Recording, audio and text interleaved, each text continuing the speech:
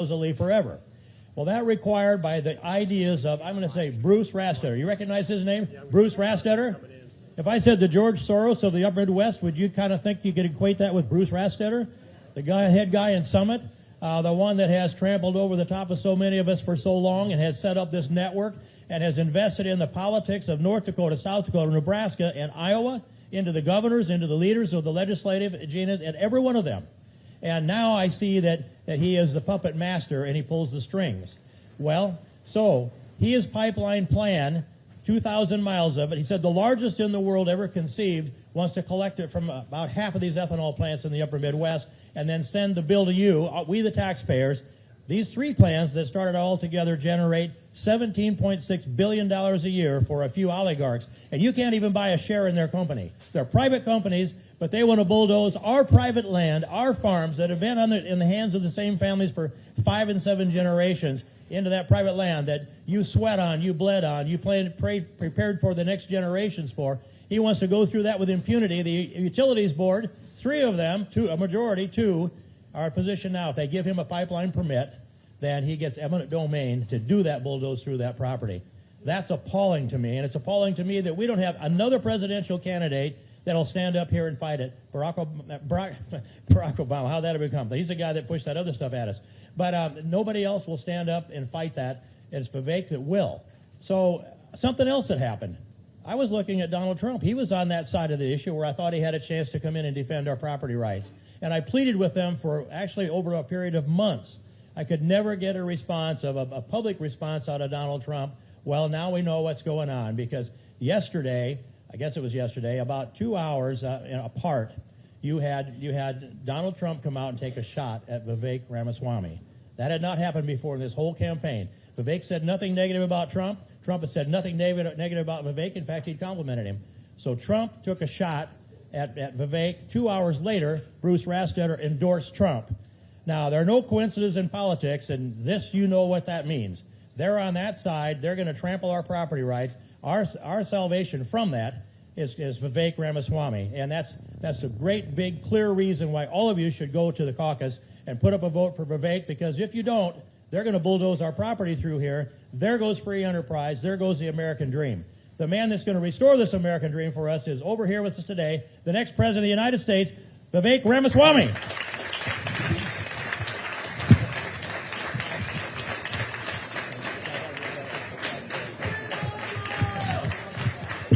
We love you back.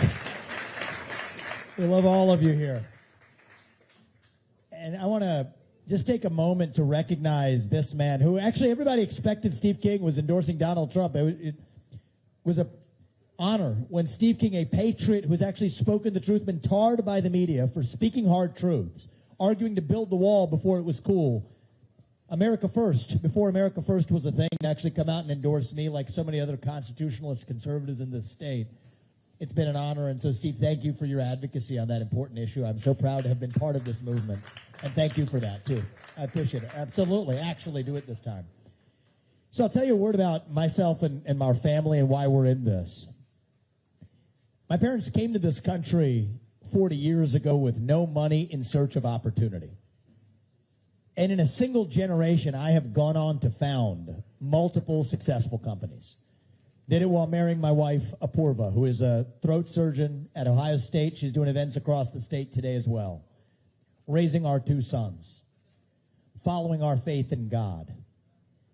And I'm worried that American dream isn't going to exist for our kids and their generation unless we step up and do something about it. Now, the reason I sat down with Apurva a little over a year ago and had a serious conversation about why we as a family had an obligation, a duty to this country, to do what we're doing now. It came after that red wave that never came. You guys remember that? November year before last? What happened there? They'll blame Trump, they'll blame abortion. No, there's something deeper going on. It's that we as a Republican Party, we have lost our way. We have grown lazy.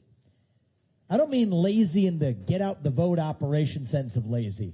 I mean lazy in a deeper sense of defining who we are and what we even stand for. See, the left is very good at this, actually. They'll give you a vision. It's not the right one, but they'll give you race, gender, sexuality, climate. And we're sitting here criticizing that vision.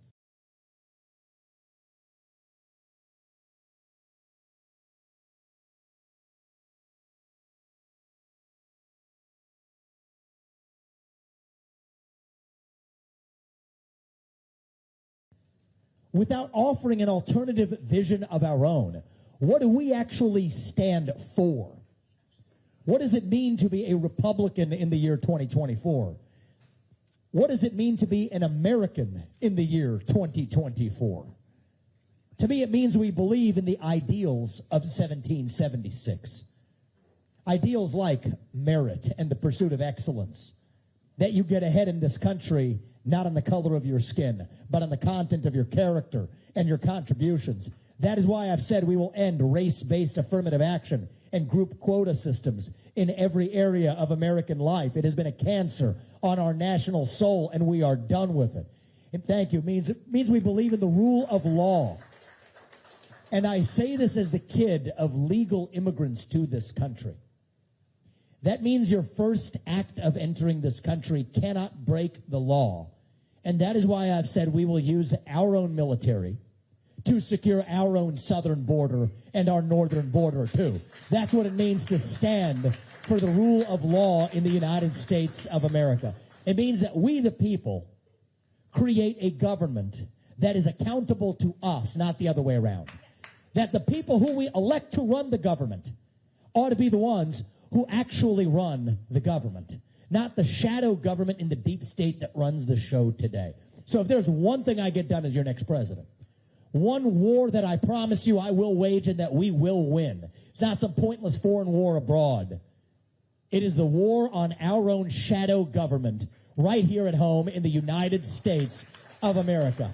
Let's get serious about actually, not talking about it, but actually shutting down the deep state. Here's how I will do it as your next president. On day one, we will put into motion a mass firing of 75% of all federal bureaucrats. That is how you drain the swamp. For government agencies that have lost their way, the FBI, the ATF, the CDC, the U.S. Department of Education, we're not just going to reform them around the edges anymore. We're done with that. We're getting in there, and we will shut them down. That's how you revive our constitutional republic. I'm a CEO. Which one? ATF, absolutely. Absolutely on that list. ATF is one of my first five that we're going to actually shut down. And these aren't slogans to me. I want you to understand that. The FBI has got 35,000 employees. 20,000 of them are back office bureaucrats. They're going to go home and find honest work in the private sector. 15,000 of them are cops, investigative agents on the front lines. We'll move them to the U.S. Marshals or to the DEA, both of which have been far better at fighting child sex trafficking rings or the fentanyl epidemic. The U.S. Department of Education, I'm shutting it down not because I'm against education, but because I am for education. $80 billion of that taxpayer money, put it back in the hands of parents across this country, 3 armed security guards in every school across this country, so something like what happened in Perry never happens again. This is how we stand for we the people in this country rather than that federal bureaucracy. So will the press call this extreme? The mainstream media says this is too radical. You know what our founding fathers would say is this is the country that they set into motion. If they saw what we see today, they would be appalled. They would be aghast at what they see. If I can't be your next president for more than 8 years, which is a good thing, neither should any of those federal bureaucrats reporting into me either.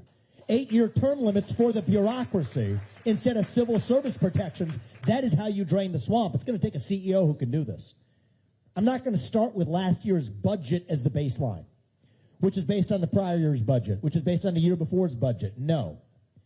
I'm going to start with 0 as the baseline, 0-based budgeting, and ask what's actually necessary.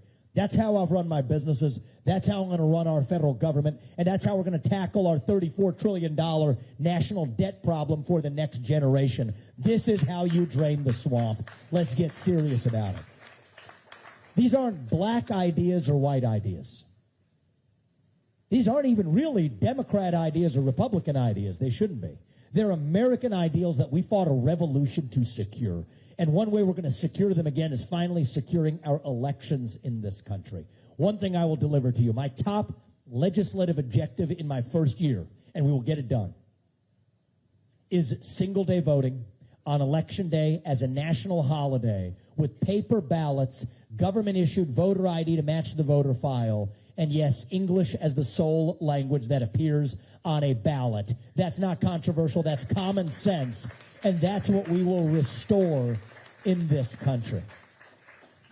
You see, the problem in the last 20 years in this country, and I grew up into it.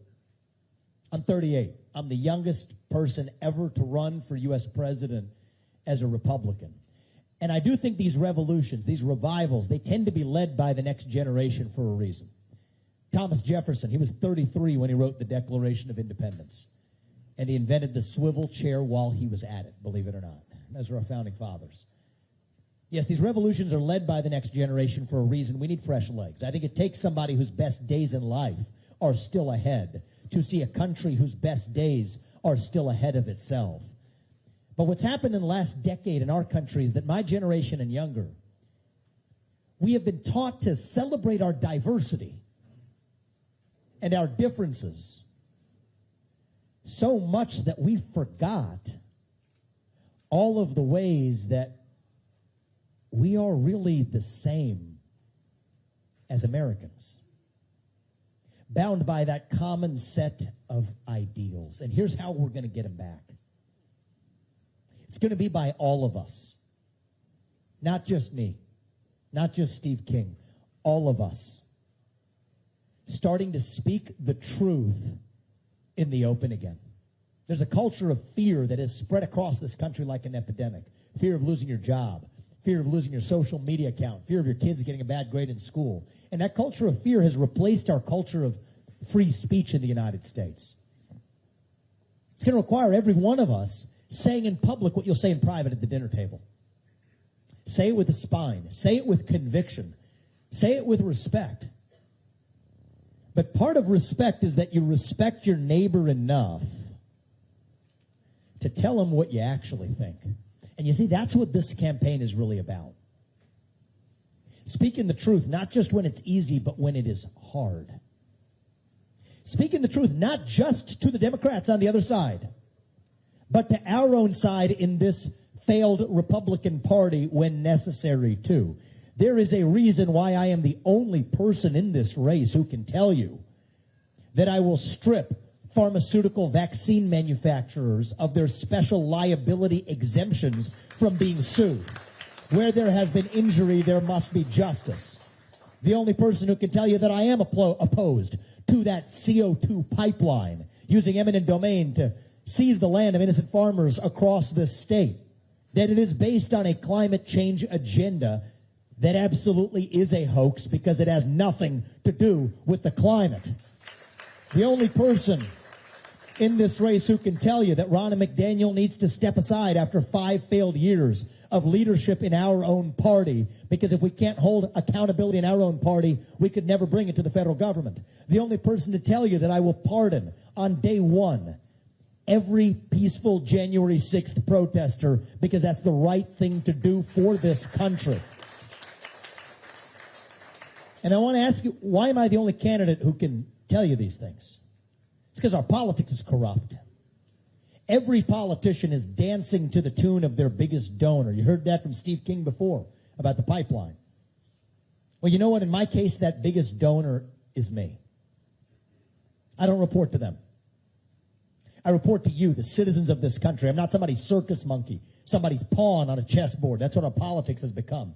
Frankly, I would rather speak the truth and lose this election than to win by playing some fake game of political snakes and ladders. But the bet I'm making is that is the winning strategy, that we trust the people, not to be sheep, to swallow what we're force-fed by the super PACs and the advertisements they've been flooding you with on television. No, that's not how we're doing it. I'm not bowing down to some overlord that just wants me to enact their own policy so they're able to line their own pockets.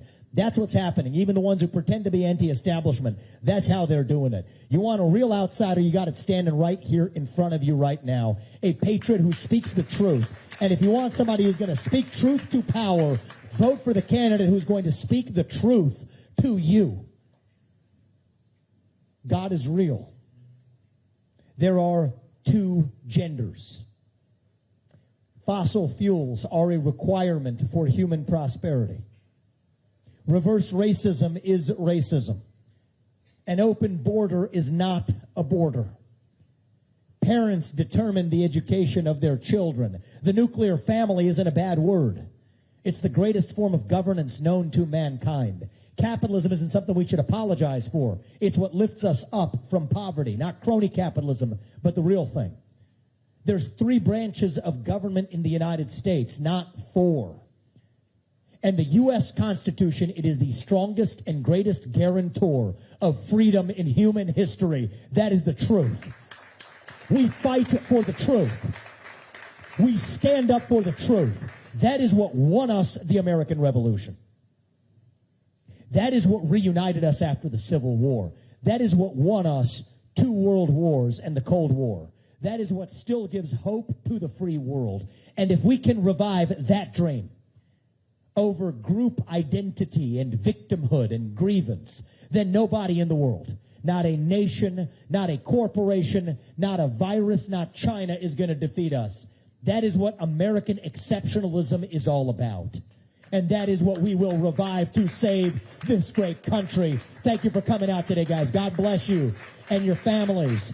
And may God bless our United States of America. We will not stop until we get this job done. Tomorrow night we win the Iowa caucus, and then we win this primary, and we win the general. With your help, I will deliver you a landslide. 18 months from now, I'm going to sit across the table from Xi Jinping so I can handle the hard ones. We're going to open this up and give me some of the questions you guys have in this final hour before the caucus. Every one of your votes counts as the equivalent of 1 million people. I'm going to ask you to do the right thing tomorrow night, and I'm asking for your vote. But today, you get to ask me the questions. So, sir, we'll start with you, and then we'll bring it up to the front. I can use the microphone with the guys in the front. You can use it there in the back. Cool. Hey, man, to start with, God bless you. Thank you. I believe in what you're doing. Thank you. I've been thinking about this thing. There is a slim chance that you get shut out on this deal, right? So what I want to know is, as regular people who want some representation in this whole mess, right? We're not being represented at all. We work our butts off every day for a paycheck. They steal our money. They give it away. What do you think about the idea of a national labor strike?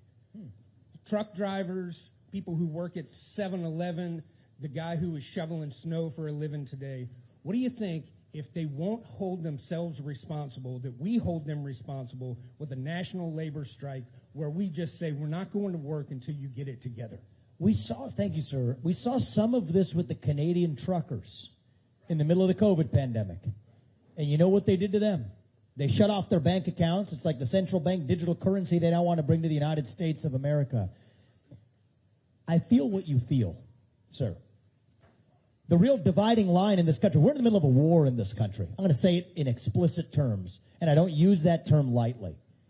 It's not a war between black and white. It's not even really a war between Democrat and Republican. It's deeper than that. It is a war between those of us who love the United States of America and our founding ideals, and a fringe minority who hates this country and what we stand for. A war between those of us who believe we, the people, create a government accountable to us, and those who believe that it's a small group of elites in the back of palace halls that decide how we live our lives. A war between those who believe in merit and those who believe in group quotas. And I call it a war because there's no middle ground here. Either you believe one of these things or the other. There's no middle ground. That's why we're in the middle of a war for the future of our country. It's between the Great Reset and the Great Uprising. That's what's going on in this country right now. And so you're asking about the next step of the Great Uprising. That's what pulled me into this race. And so, sir, I'm here to ask you today to do the right thing. I hope we never get there. I hope we don't have to get to what the next steps look like. Our founding fathers did what they needed to do in 1776, so we could just follow what they set into motion and respect it. I think we live in a 1776 moment now, but I think we have an opportunity to do this the right way, peacefully, through our electoral process, if we're able to get this done fairly, and that starts tomorrow night at the Iowa caucus.